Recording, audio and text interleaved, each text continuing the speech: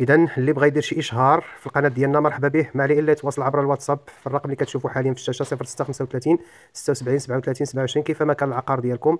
ومرحبا بالجميع. بسم الله والصلاه والسلام على سيدنا محمد وعلى اله وصحبه اجمعين. السلام عليكم ومرحبا بكم في القناه. اذا كما كتلاحظوا من خلال الصور ما عندناش فيديو، عندنا تصاور.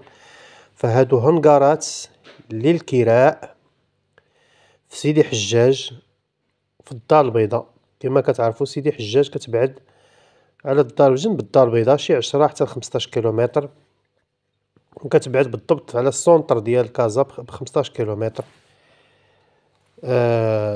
قريبه لتيتمليل خلاص سيدي حجاج كنظن شي 7 ولا 8 كيلومتر. اذا سيدي حجاج معروفه. هنغارات كاينين 3 ديال الهنغارات للكراء،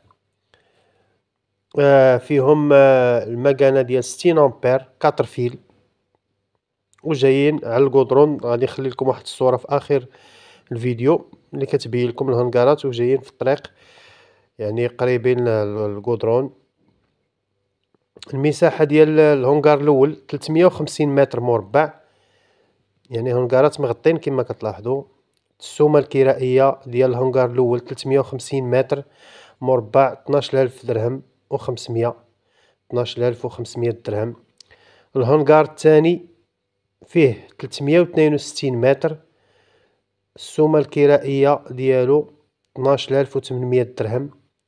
الهنغار الثالث فيه 310 المتر، السومه الكرائيه ديالو 11000 درهم.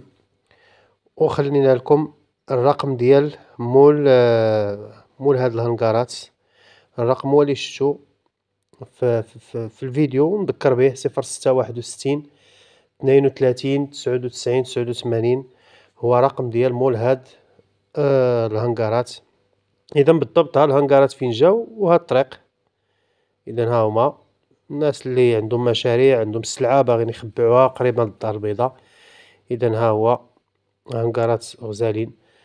اذا هادشي اللي كاين، ما تنساوش بالبارطاج، واللي كتب له ان شاء الله وكراهم يتصل بينا. احنا خلينا لكم الرقم ديال مول الشي، يعني مول الهنغارات، ولكن اللي كراهم فما فيها باس يتصل بينا ويعطينا يعني الخلاص ديالنا. في الاخر ما بقى لي الا نودعكم على امل اللقاء بكم في فيديو قادم ان شاء الله. استودعكم الله الذي لا تضيع ودائعه، والى فرصة قادمة ان شاء الله. والسلام عليكم ورحمة الله تعالى وبركاته.